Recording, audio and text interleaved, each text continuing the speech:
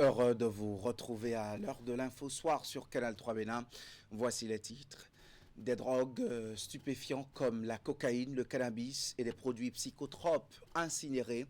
Ces substances arraisonnées par la justice dans différentes opérations ont échoué hier sur le site de destruction de Wessé dans la ville de Ouidah après avoir pris part l'eau certitude. Une première édition de comptes publics pour l'équipe de Luc Nyakaja à la mairie de Cotonou. Le point des actions du conseil municipal en ce premier semestre de l'année a été évoqué devant plusieurs couches de la population. Prévention des inondations, occupation de l'espace public et salubrité urbaine ont intéressé les participants ce matin.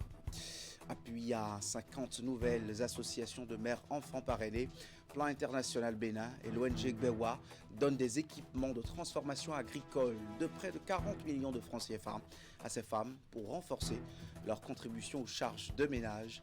La cérémonie de remise est à suivre. Les produits illicites saisis dans le cadre de la lutte contre les stupéfiants et les criminalités organisées ont été incinérés. Dans la matinée de ce jeudi, ces produits ont été convoyés de Cotonou vers le site d'incinération de Wessé dans la commune de Ouidah. L'opération a été dirigée par le directeur de l'ANRAX, entendez, Agence nationale de recouvrement des avoirs confisqués et saisis, sous la supervision des autorités judiciaires. Les détails de Virgile Arrodéon. De la Cour de répression des infractions économiques et du terrorisme à l'Ocertide et de l'Ocertide au site d'incinération des produits illicites à Wessé, commune de Ouidah. De Cotonou, ces 2 camions chargés ont été convoyés sous haute garde. Une fois sur le site, ces produits ont été déchargés dans une grande fosse, puis détruits par incinération. Les produits incinérés à cette occasion sont de plusieurs types. Vous avez pour l'essentiel les drogues, les stupéfiants et produits psychotropes. Dans le lot, vous avez suffisamment de cannabis, vous avez de la cocaïne. L'opération relève de l'une des prérogatives de l'Agence nationale de recouvrement des avoirs confisqués et saisis, qui intervient ici dans le cadre de la lutte contre la criminalité organisée sous toutes ses formes. Je ne trahis aucun secret en précisant que le Bénin s'illustre dans la lutte contre ces produits dangereux, en l'occurrence les stupéfiants. Et tout dernièrement, vous avez dû suivre sur les différents canaux de communication une saisie qui a eu lieu au port autonome de Cotonou. Dans ce cadre, les produits saisis ont été récupérés et font l'objet dans le lot de ce qui est en cours d'incinération. Les produits ne devant pas traîner, l'agence a pris à temps les dispositions de leur destruction, se conformant ainsi aux normes internationales en matière de lutte contre les stupéfiants. Aux populations, je vais tout simplement demander la vigilance et conseiller de s'adonner à des activités saines qui procurent le bien-être. Une équipe mixte d'agents de sécurité en armes est mobilisée sur place pour assurer la sécurité de cette opération qui se déroule par ailleurs en présence des autorités judiciaires. La Commission économique des États de l'Afrique de l'Ouest poursuit sa réflexion sur l'avenir de l'intégration régionale. Cotonou accueille depuis mercredi la 7e retraite des représentants permanents de la CEDEAO. La rencontre stratégique réunit ambassadeurs, experts et responsables institutionnels de l'organisation sous-régionale. Au cœur des échanges, l'examen et la validation du pacte pour l'avenir de l'intégration régionale ainsi que les grandes orientations devant renforcer la coopération entre les États membres. Voici le point de la cérémonie d'ouverture. Cotonou accueille la 7e retraite du comité des représentants permanents de la CEDEAO. Pendant 3 jours, ambassadeurs, experts et responsables communautaires se retrouvent pour réfléchir aux défis et aux perspectives de l'intégration régionale en Afrique de l'Ouest. Au cœur des travaux, l'examen et la validation du pacte pour l'avenir de l'intégration régionale. Un document qui ambitionne de renforcer la coopération entre les États membres et d'adapter les mécanismes communautaires aux nouvelles réalités économiques, sociales et sécuritaires de la sous-région. Vous êtes appelés à jouer un rôle central dans cette dynamique de transformation. La responsabilité qui vous incombe ici à Cotonou est d'esquisser les contours d'une CEDEAO renouvelée, plus réactive, plus résiliente et davantage en phase avec les attentes des populations. Les discussions portent également sur le renforcement des processus d'intégration régionale, la mise en œuvre effective des politiques communautaires et la préparation des prochaines assises institutionnelles de la CEDEAO. À travers cette retraite, le comité des représentants permanents entend consolider son rôle de conseil et d'accompagnement des instances décisionnelles de l'organisation, tout en favorisant une meilleure coordination des actions communautaires. Les conclusions issues de vos travaux seront à cet égard déterminantes. Elles devront nourrir la réflexion stratégique sur l'avenir de la CEDEAO et contribuer à l'émergence de solutions pragmatiques, innovantes et consensuelles à même de renforcer la pertinence et l'efficacité de notre organisation dans un environnement en constante mutation. Les conclusions de cette 7e retraite du COREP devraient alimenter les prochaines décisions des instances dirigeantes de la CEDEAO dans un contexte marqué par la nécessité de consolider l'intégration et la coopération entre les États de l'Afrique de l'Ouest. Parlons décentralisation, le conseil municipal de Cotonou rend compte de ses actions aux administrés. C'est une première édition de l'année 2026 qui est présidée par le maire Luc Nyakaja. La séance s'est déroulée ce matin sous le thème « Prévention des inondations et résilience urbaine, discipline dans l'occupation de l'espace public et salubrité urbaine ». Les représentants des associations de la société civile et des groupements de femmes et de jeunes y étaient également. Compte rendu, Oulia Tsanoussi et Jocelyn Barriga, présentés ici par Hugues Vinibé. Pour la première fois, le maire de Cotonou rend compte à ses administrés. Cette session de reddition de comptes permet de présenter le bilan et de mesurer le chemin parcouru par la 5e mandature en 100 jours de gestion. Elle est axée sur le thème « Prévention des inondations et résilience urbaine, discipline de l'espace public et salubrité urbaine ». La discipline de l'espace public constitue une urgence collective. La résilience urbaine n'est pas qu'une affaire de béton et de canalisation, elle est avant tout une affaire de comportement. La vérité est que les inondations résultent à la fois des défis structurels, mais aussi de comportements individuels et collectifs. La lutte contre les inondations est donc un défi d'ingénierie certainement, mais aussi un défi de citoyenneté. Nous devons par conséquent agir ensemble, avec méthode. Notre ville vient de loin et nous sommes déterminés à la mener plus loin. Des investissements colossaux ont été consentis par l'État pour renforcer les capacités d'assainissement de Cotonou et améliorer l'évacuation des eaux pluviales. Malgré cela, les défis restent importants. Conscient de cette réalité, le conseil municipal a engagé au début de son mandat une véritable course contre la montre pour préparer la saison des pluies. Un film réalisé sur les travaux entrepris a été projeté à l'assistance. Notre objectif est de passer progressivement d'une gestion réactive des inondations à une gestion préventive fondée sur l'anticipation. Pour cela, nous avons adopté une méthode simple en 5 étapes. Écouter avant d'agir, comprendre le parcours de l'eau, prioriser les urgences, construire des solutions adaptées, surveiller, entretenir, améliorer continuellement les infrastructures. C'est dans cet esprit que nous avons mis en place une cellule de prévention des inondations. Je prends l'engagement avec le maire devant les populations de travailler avec vous dans une certaine complicité pour que les objectifs que nous sommes fixés soient atteints. Luc Nyakaja invite chacun à faire de la résilience une responsabilité partagée et de Cotonou une ville plus propre, plus sûre et plus agréable à vivre. À l'occasion de cette séance interactive, un pacte citoyen avec des engagements forts est conclu entre la mairie et les populations. Le Bénin s'est hissé au sommet des pays francophones en matière de transparence budgétaire. Les résultats de l'enquête sur le budget ouvert 2023 EBO en abrégé sont disponibles. 79 sur 100 en transparence budgétaire pour le pays. Une évaluation qui témoigne des efforts constants du Bénin pour moderniser ses finances publiques. Le ministre chargé du budget et de la fonction publique a organisé une cérémonie officielle pour présenter ses résultats à l'opinion publique. C'était ce jeudi à Cotonou. Florence Bossa et Jocelyn Barika.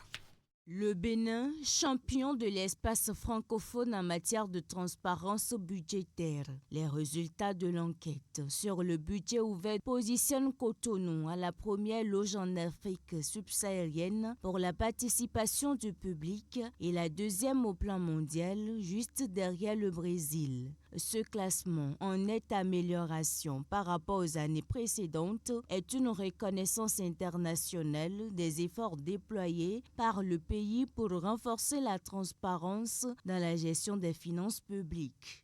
De la transparence passive en 2012, nous bâtissons aujourd'hui la transparence active. Le Bénin enregistre 77 sur 100 en transparence budgétaire. Premier francophone, deuxième africain, cinquième mondial. 52 sur 100 en participation publique. Premier africain, deuxième mondial. Cette performance du Bénin est réalisée avec l'appui des partenaires nationaux et internationaux, notamment Social Watch et la coopération allemande. Tous réitèrent leur engagement à continuer d'œuvrer aux côtés du pays. Aujourd'hui, des pays comme le Maroc, le Rwanda ou le Sénégal s'inspirent du modèle béninois et au-delà du continent africain. L'expérience du Bénin est citée en exemple dans les enceintes spécialisées de la gouvernance budgétaire mondiale. Je réitère ici la disponibilité à appuyer le Bénin dans ses efforts de consolidation de bonne gouvernance. Intégré dans le projet de budget de l'exécutif des informations sur les risques budgétaires, inclus dans le rapport de fin d'année des comparaisons entre les estimations prévisionnelles d'emprunt et les résultats réels, sont des recommandations faites à l'endroit de l'exécutif pour des scores plus satisfaisants. Cette édition se poursuit avec ces femmes mieux outillées désormais dans la prise en charge de leur famille et la contribution à l'épanouissement de leurs enfants. Plan international Bénin et l'organisation non gouvernementale BEWA apportent un appui à 50 nouvelles associations de mères des enfants parrainés. Les bénéficiaires ont reçu divers équipements destinés à développer leurs activités économiques. Le point de cette remise de matériel qui s'est déroulée à Dangbo. 50 nouvelles associations des mères des enfants parrainés à MEP qui reçoivent ici un important lot d'équipements destinés à la transformation agricole et à la production artisanale. Cet appui, fruit du partenariat entre Plan International Bénin et l'ONG BEWA, vise à renforcer l'autonomisation économique des femmes tout en consolidant les mécanismes de protection de l'enfance. Les équipements d'une valeur totale de 38 719 000 francs CFA que nous remettons officiellement aujourd'hui ne constituent pas une simple dotation matérielle. Ces équipements sont des leviers de pouvoir, des instruments d'empowerment économique et de leadership citoyen.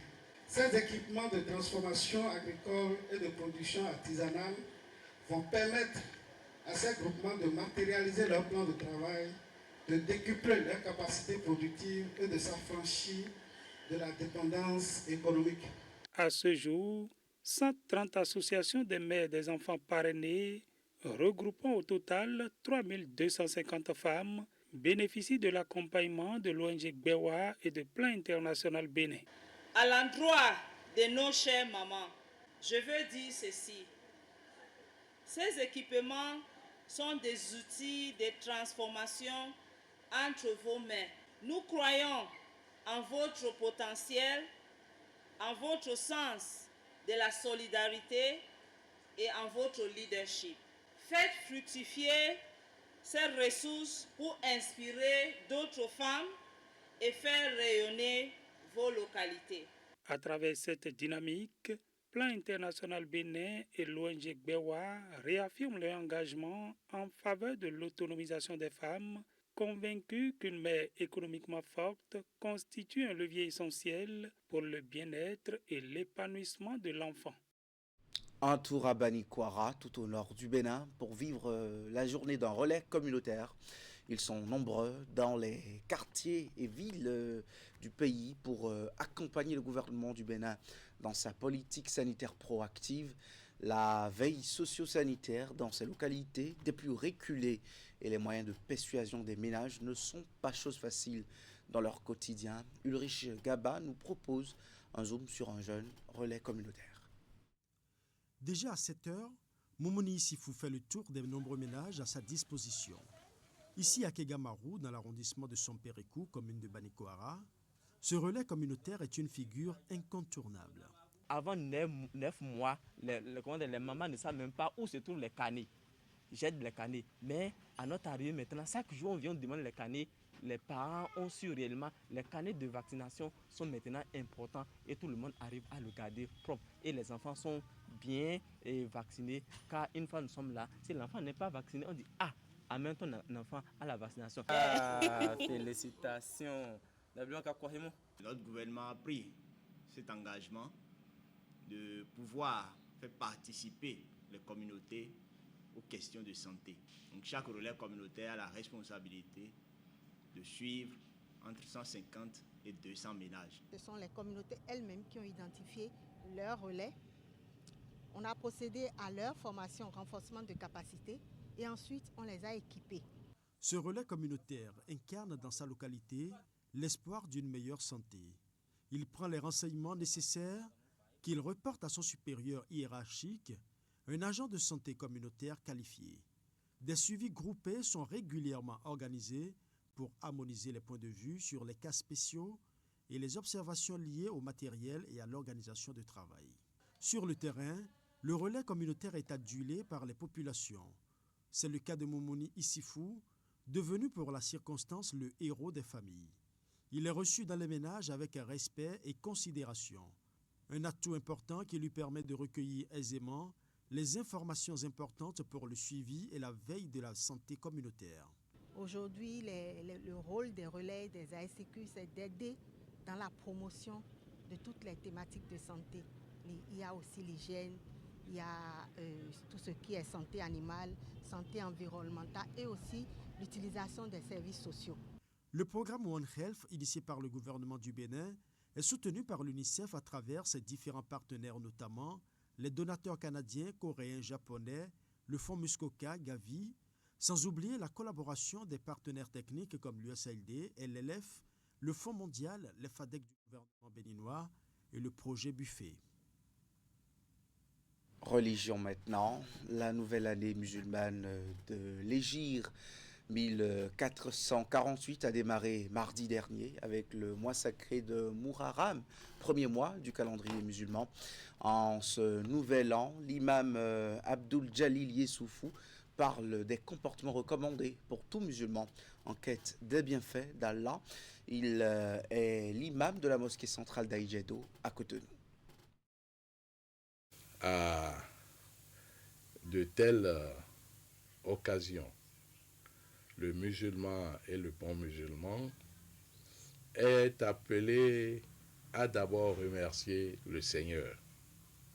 Ça, c'est le premier comportement, la première réaction que le musulman doit avoir. Parce que un jour nouveau, c'est une grâce de Dieu. Une nouvelle année également, c'est toute une grâce.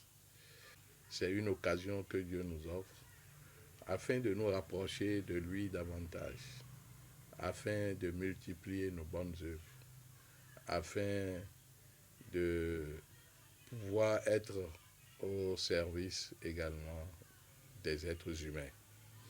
Le musulman également, à de telles occasions, doit pouvoir faire le bilan de l'année écoulée et se dire comment l'année s'est passée et voir dans l'ensemble quels sont les points d'insuffisance et chercher à améliorer. Est-ce que les prières, est-ce que le jeûne est-ce que les autres adorations ont été exécutées à l'heure, ont été accomplies tel qu'il faut? Donc tout ceci doit pousser à un examen de soi et voir le côté positif de notre vie quotidienne, comment cela s'est passé au cours de l'année. C'est tellement qu'il y a des points forts, des points faibles, et tout ceci doit être mis sur la table afin que nous puissions aborder cette année avec beaucoup de sérénité, avec beaucoup d'engagement. L'imam Abdou Jalil Yessoufou insiste sur la planification des croyants dans leur marche avec Allah le Miséricordieux. Il suggère cette attitude pour mieux réussir les œuvres de charité aux personnes nécessiteuses. On écoute le religieux au micro de Ouliat Sanoussi et Moufid Saboura. Le musulman doit pouvoir établir un calendrier par rapport à ses relations avec son Seigneur, un calendrier par rapport à sa famille, un calendrier par rapport également à sa vie communautaire, un calendrier par rapport à sa vie en tant que citoyen. Les bonnes œuvres surtout. Cette année, qu'est-ce que je dois faire par rapport à mes revenus? Dois-je construire une mosquée cette année? Par rapport à mes revenus, dois-je soutenir un orphelin qui n'a pas les moyens de financer sa scolarité? Par rapport à mes moyens, dois-je soutenir une veuve abandonnée, un vieillard? Et ensuite, prier également le Seigneur afin que nous puissions avoir l'onction divine par rapport à ce calendrier qui est établi avec une bonne intention d'améliorer la vie des autres, de s'améliorer aussi par rapport à son Seigneur. Nous devons l'invoquer afin qu'il nous vienne en soutien, parce que l'homme propose, mais finalement c'est Dieu qui dispose. Une année de moins pour l'homme n'est qu'un rapprochement de la tombe en réalité. Que cette année 1448 de l'Hégire soit une année pleine de satisfaction, une année pleine de joie, une année pleine de santé, et que les vœux de chacun et de chacune soient réalisés, que les familles se resserrent davantage et que les liens entre citoyens se consolident et s'améliorent. Allahumma amin. Et voilà, ce journal est à son terme. Merci de l'avoir suivi et merci aussi de nous rester fidèles sur Canal 3 Bénin.